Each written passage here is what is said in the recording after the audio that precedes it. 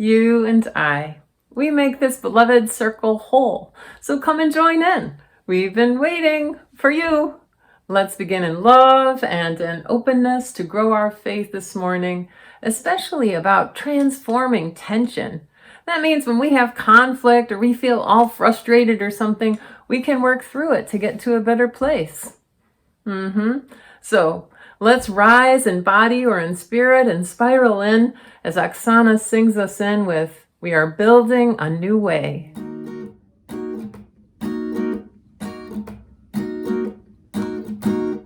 We are building a new way.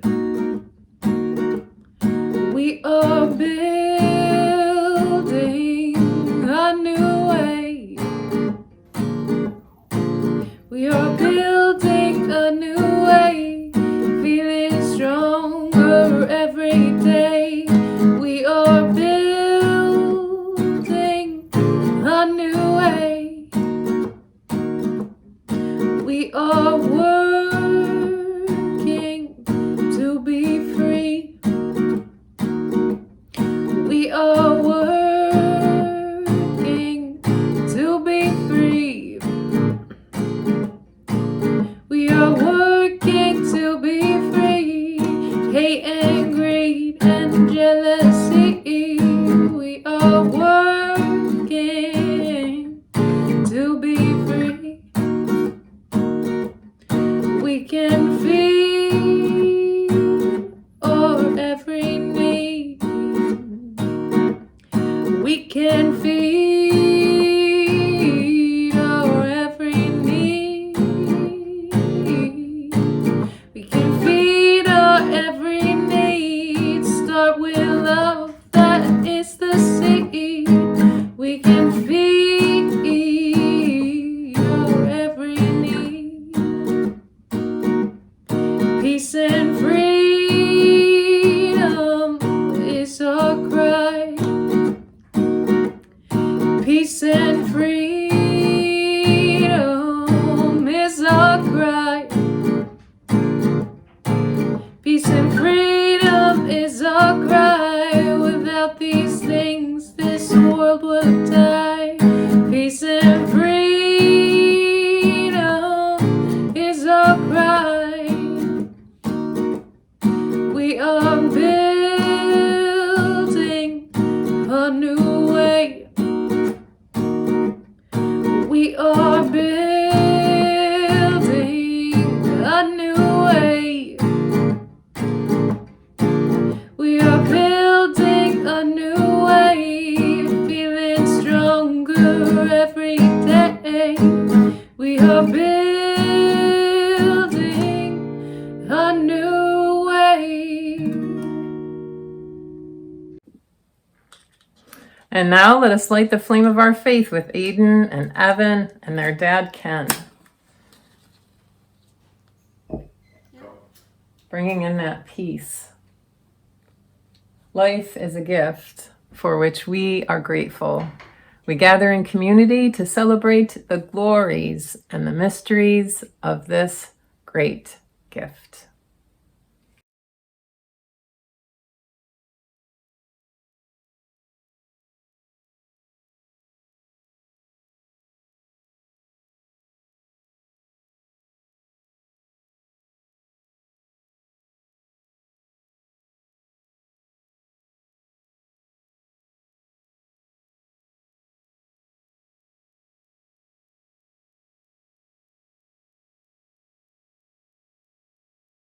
For our care and awareness practice today, we're going to do dot B, which is stop, and B. We're going to get all that tension out, and then take a breath and be calm, and then get all that tension out.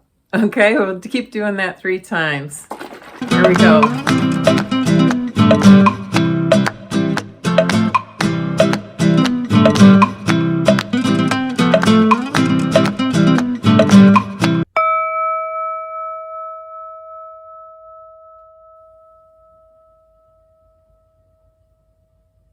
Here we go again.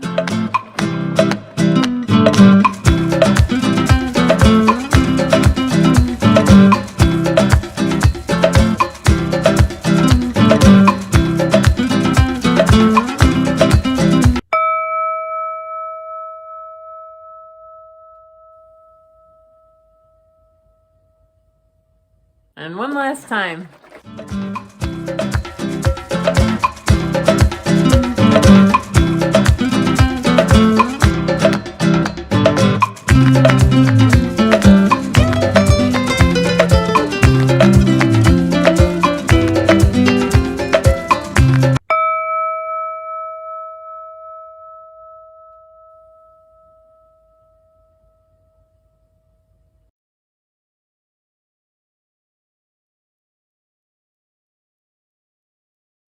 For a moment of inquiry today, I have a question for you, and that is, if you were to visit Walt Disneyland or Walt Disney World, why do you think you'd never see anybody pointing at you saying, you go to the end of the line, or you go to the front of the line, or that ride is that way?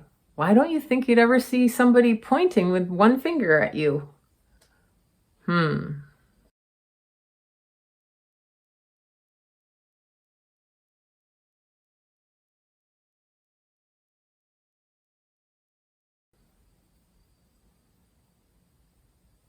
Well, the answer is that people from all over the world come to the Disney resorts and they train their workers, the staff people at Walt Disneyland, to use two fingers instead of one. And that is because in some cultures, pointing at someone is super rude. It's like very, very offensive. So you would never say, you go there, or here it is that way. You wouldn't do that to people. So they do two fingers so that people don't feel offended and they feel welcomed in the space. Come to think of it, who likes to point fingers anyway? Have you ever heard of the saying, when people point, like accusing someone of something or judging them, that there's always three fingers pointed back at you? Our story today is about just this tension and conflict we can get into because we're pointing at other people and saying, you did this, or you did that, or you didn't do this, or you didn't do that, and how it really can break down relationships. Here it is, the complaint against the stomach. Once a man had a dream in which his hands and feet and mouth and brain all began to rebel against his stomach. You good-for-nothing sluggard, the hands said. We work all day long, sawing and hammering and lifting and carrying. By evening, we're covered with blisters and scratches and our joints ache, and we're covered with dirt. And meanwhile, you just sit there, hogging all the food. We agreed, cried the feet. Think of how sore we get, walking back and forth all day long. And you just stuff yourself full, you greedy pig, so that you're all that much heavier to carry about. That's right, whined the mouth. Where do you think all that food you love comes from? I'm the one up here who has to chew it all, and as soon as I'm finished, you suck it all down for yourself. You call that fair? What about me? Called the brain. Do you think it's easy being up here, having to think about where your next meal's going to come from? And yet I get nothing for all of my pains. And one by one, the parts of the body joined the complaint against the stomach, which didn't say anything at all. I have an idea, the brain finally announced. Let's all rebel against the lazy belly and stop working for it. Superb idea, all the other members and organs agreed. We'll teach you how important you are, you pig. Then maybe you'll do a little work of your own. So they all stopped working. The hands refused to do any lifting and carrying. The feet refused to walk. The mouth promised not to chew or swallow a single bite. And the brain swore it wouldn't come up with any more bright ideas. And at first, the stomach growled a bit, as it always did when it was hungry, but after a while, it was quiet. Then, to the dreaming man's surprise, he found he could not walk. He could not grasp anything in his hand. He could not even open his mouth, and suddenly he began to feel rather ill. The dream seemed to go on for several days, and as each day passed, the man felt worse and worse.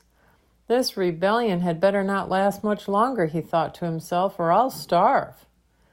Meanwhile, the hands and feet and mouth and brain just lay there, getting weaker and weaker.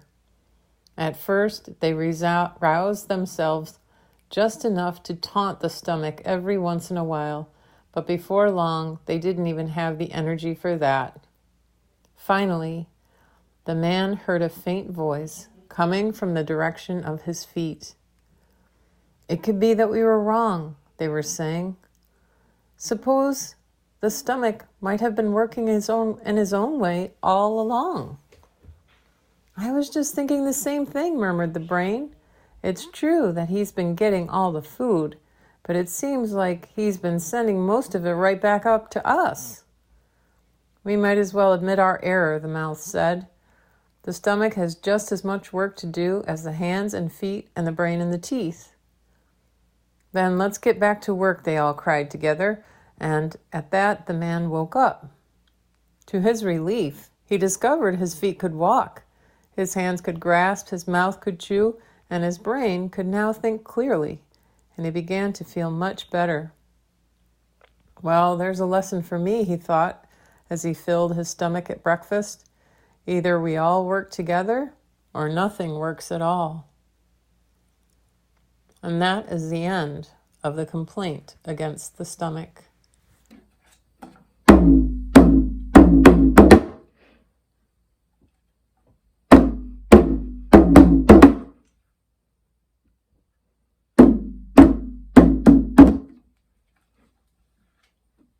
Yeah, so in response to this story, let's do a little practice with making some harmony, shall we? So go in your space and find 3 things and make a small sculpture that is pleasing to you, that has that working together. Yeah. We can do this while we sing along with When Our Heart is in a Holy Place.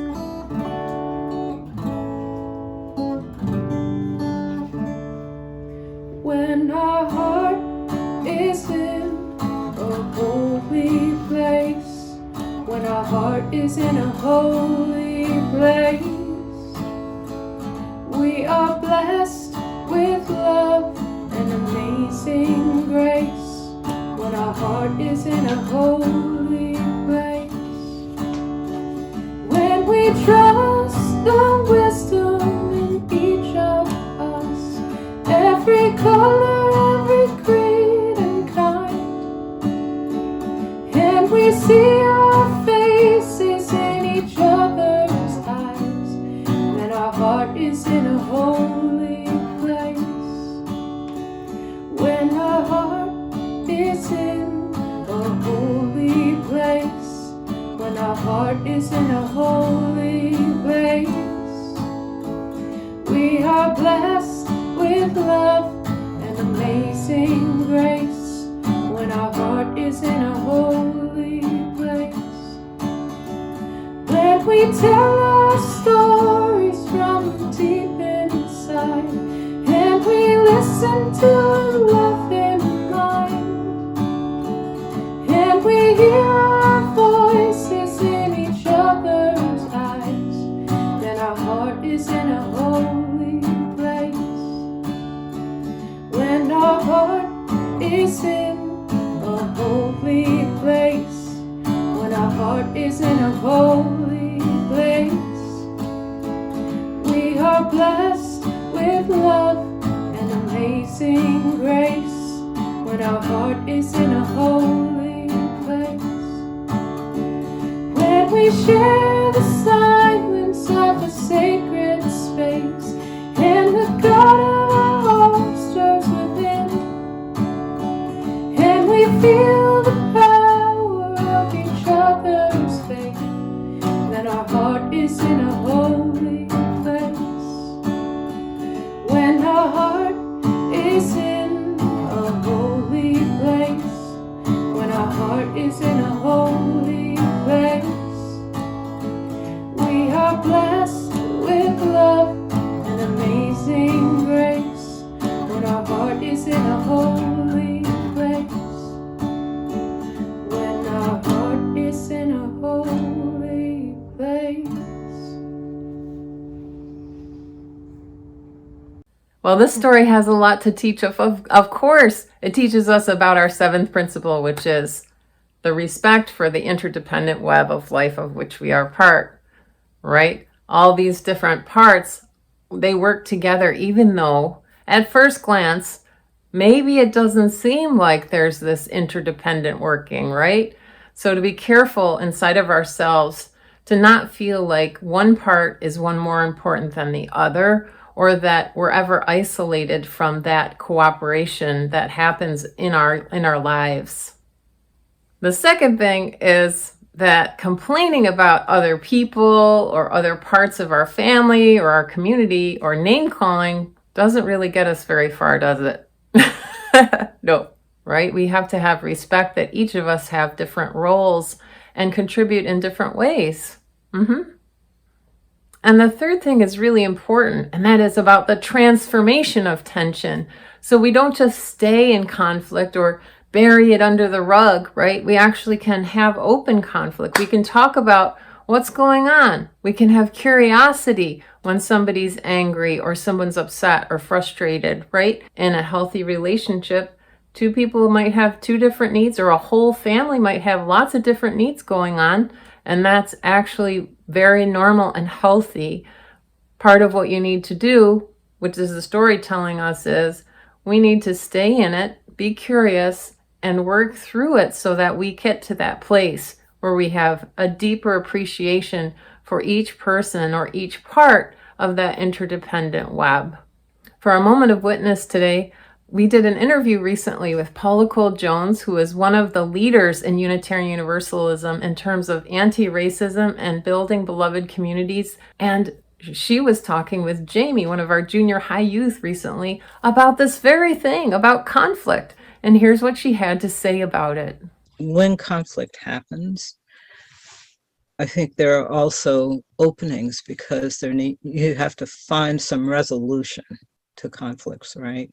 And those are opportunities where people can be creative, innovative, and trying new things. Thank you, Paula. That's right. So conflict can actually open up other possibilities that maybe we didn't imagine before. A great big love from church today, knowing that this is a community where we can have disagreement and yet we can come together and work through that tension in love and in greater hope for greater possibilities. So next weekend is a new possibility for us, and that is we are going to be having service both online at 10 o'clock and in person, but you have to sign up for the in-person part. And that's for our flower ceremony, which is all ages. So no 9:30 worship for children next weekend. It's going to be our all-age flower ceremony. Okay, that's all for now. I'll see you next weekend. Bye. Dona nobis pacem pacem. Dona nobis pacem. Dona nobis pacem. Dona nobis pacem. Dona nobis pacem pacem. Dona nobis pacem. Dona